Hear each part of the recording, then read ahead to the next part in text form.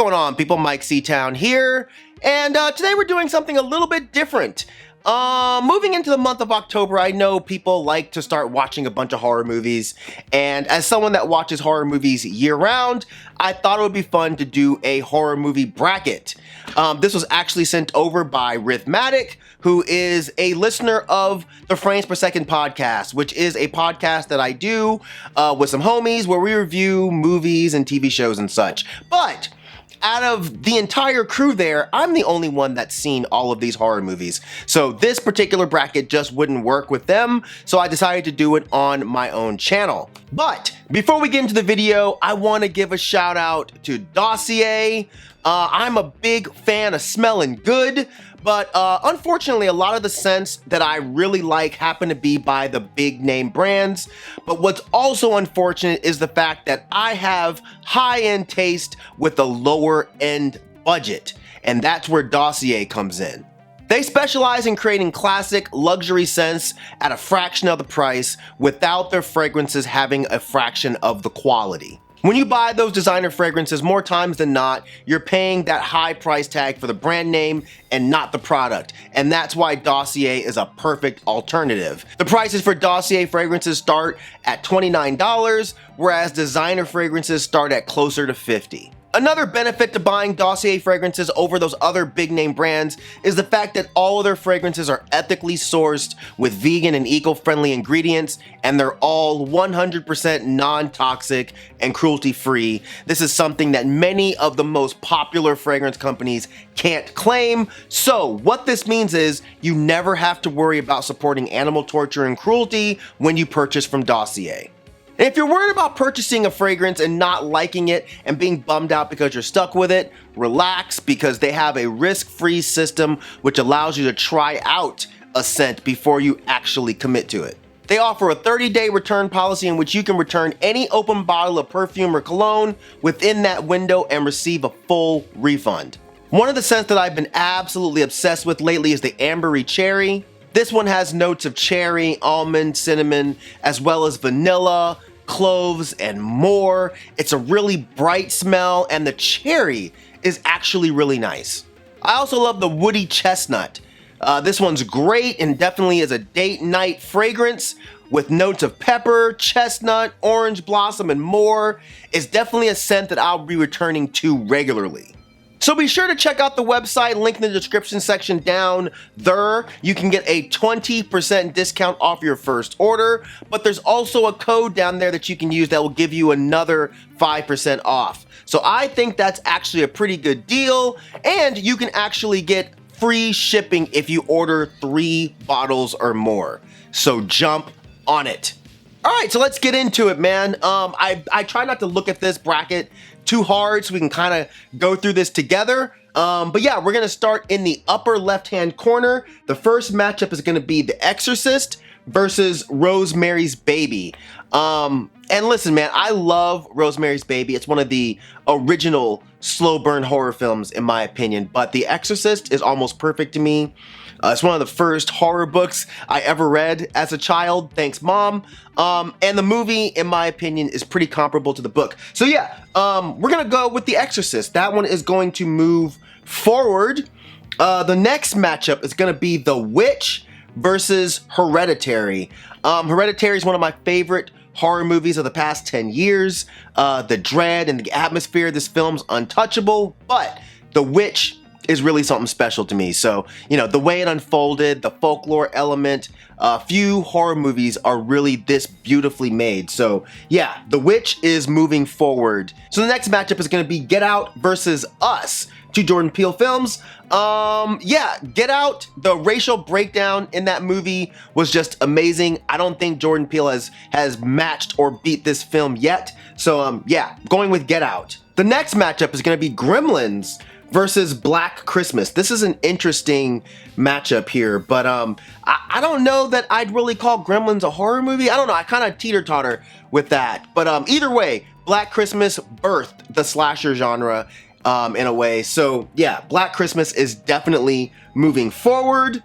Next matchup is gonna be Dawn of the Dead versus Day of the Dead.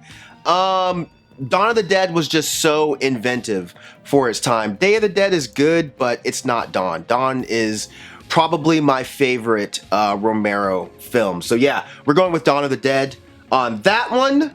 Now this next one is pretty fucking hard, man. The next one is 28 Days Later versus Train to Busan. Man, these are two of my all-time favorite zombie films. Both have layers and underlying meaning. Train to Busan is a lot of dramatic connections. Few films do such a good job of getting you connected to people in a really short period of time, but 28 Days Later was just a better made film to me.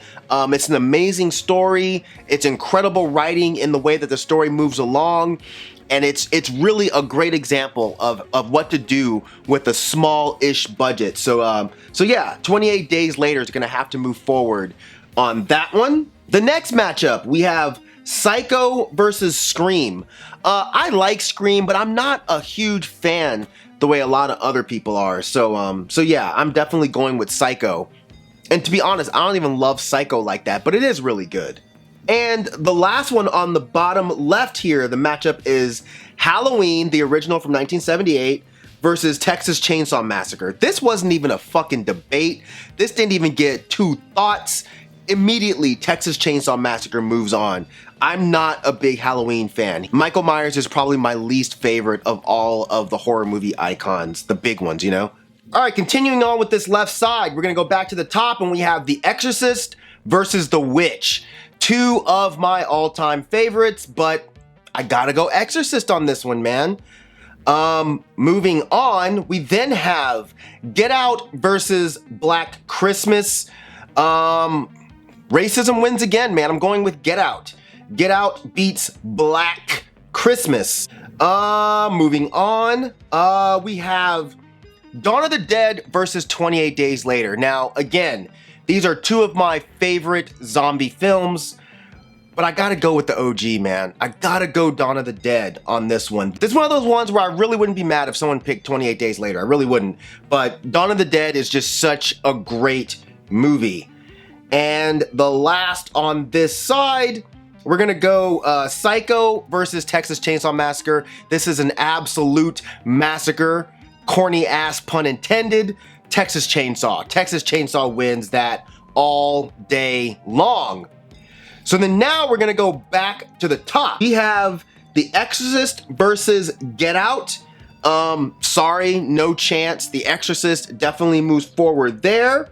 Then we have Dawn of the Dead versus Texas Chainsaw Massacre. That one took a little bit of thought, but Texas Chainsaw is definitely moving on. That's literally one of my all-time favorite horror movies. It's damn near perfect. So yeah, Texas Chainsaw moves on there. So then we're left with The Exorcist versus Texas Chainsaw Massacre. This is tough. This is really, really tough. But I'm gonna have to go Texas Chainsaw Massacre over The Exorcist. I feel like I wouldn't get mad at anyone that chose The Exorcist in this matchup, but for me, the weird, dark, gritty, dreadful movie that is Texas Chainsaw is really untouchable. So yeah, we're gonna go Texas Chainsaw. So Texas Chainsaw Massacre wins for the left side. So let's go ahead and move on to the right side. Okay, in the upper right-hand corner, the matchup is The Conjuring versus Poltergeist. To be honest, I don't really care that much about either one of these films, but I'm really not a huge Conjuring fan, so I'm gonna go with Poltergeist because I feel like that's just a more iconic movie. The next matchup, bruh, what are you doing? Deep Red versus Suspiria. This is pretty hard, man, because these are two of my all-time favorite Argento films. Argento's one of my favorite horror movie creators. He's just one of the best when it comes to making these twisted movies with this odd supernatural element to them. But I mean, you could put any of his late 70s, early 80s films against Suspiria and it would be just as tough. But Suspiria is just a beautifully perfect film. And I'm talking about the original Suspiria, not that dog shit remake. I know a lot of y'all like that. Good for you. But yeah, the original Suspiria, untouchable. So that one is definitely moving on.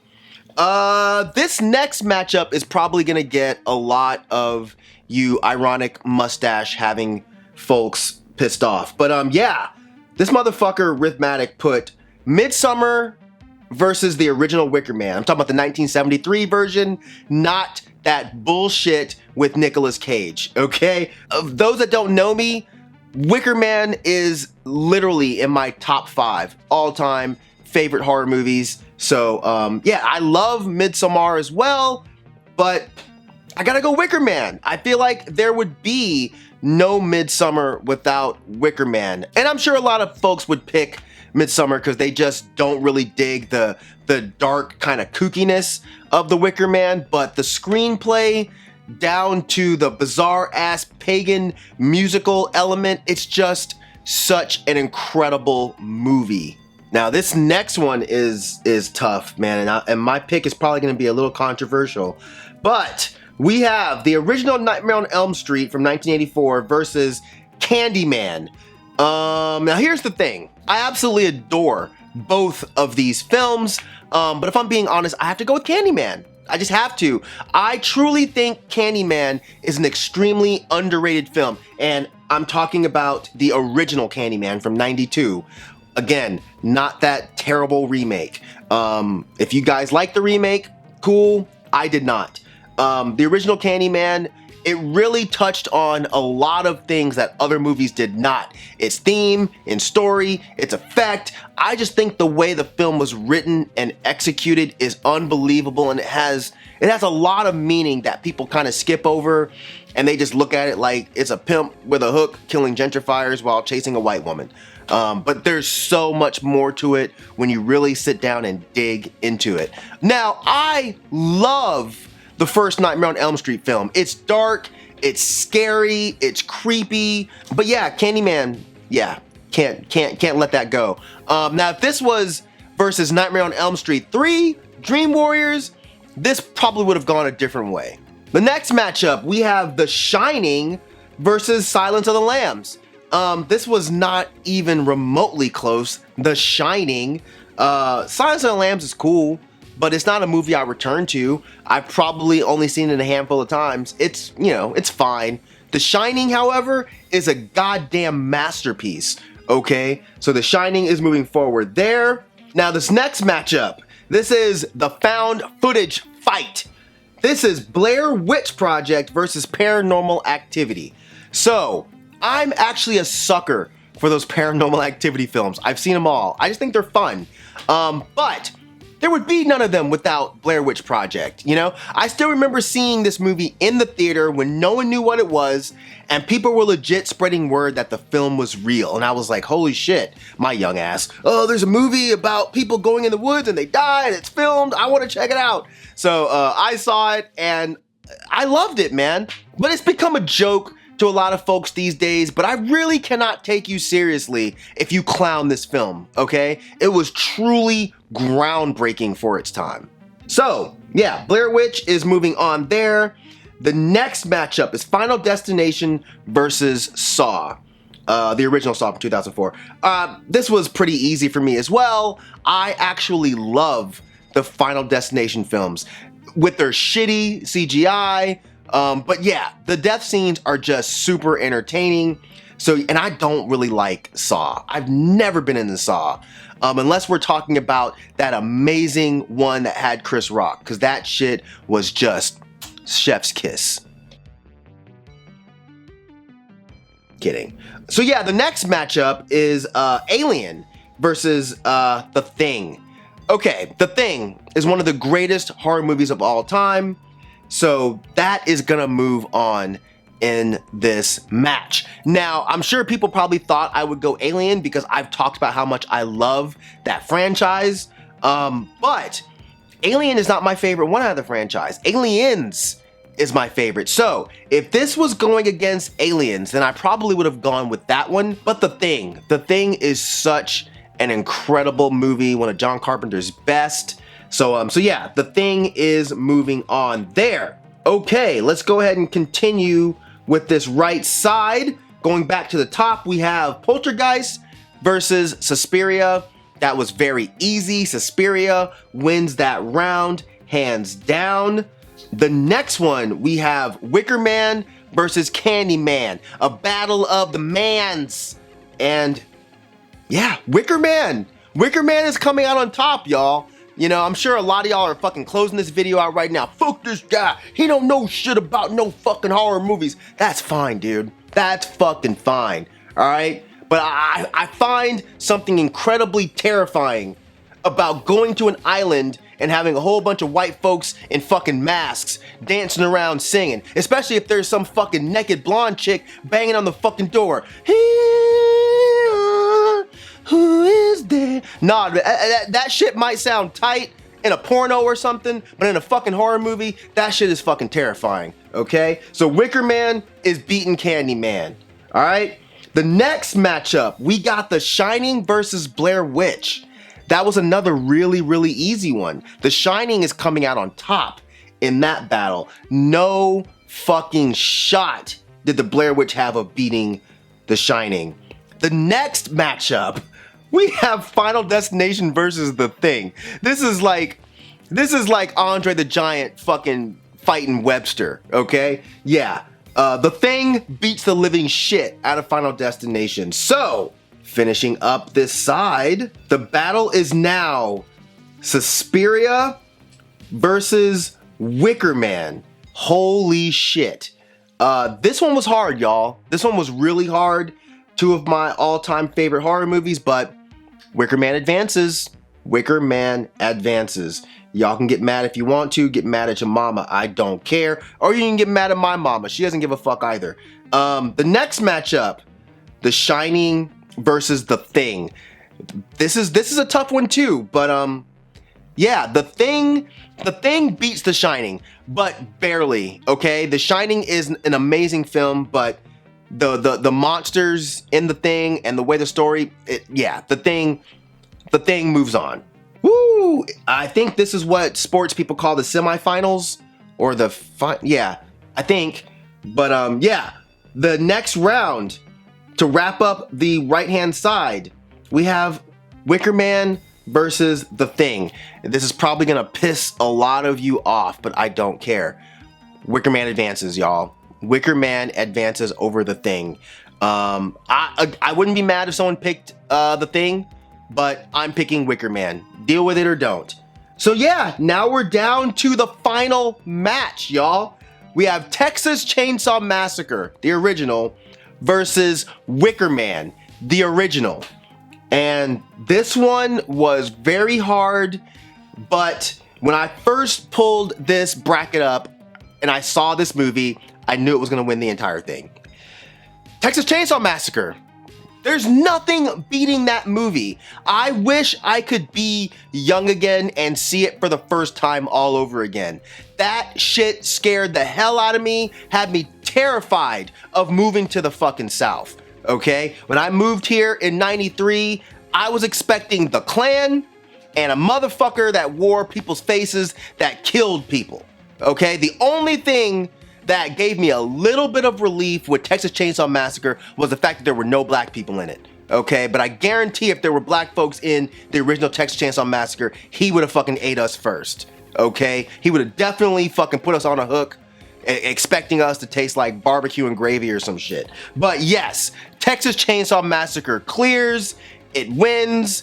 If there's one movie I want you to take from this, if you've never watched any of them, definitely Texas Chainsaw Massacre. So yeah, so that's gonna do it for this bracket, y'all. I've never done a bracket on my own. I've only done it with the guys.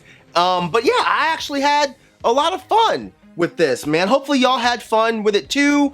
If I can figure out a way, I'll put the bracket or a link to it down there so y'all can do it yourselves if you want to.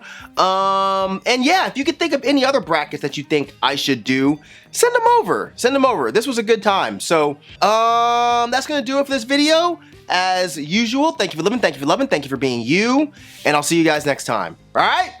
Peace out, boy.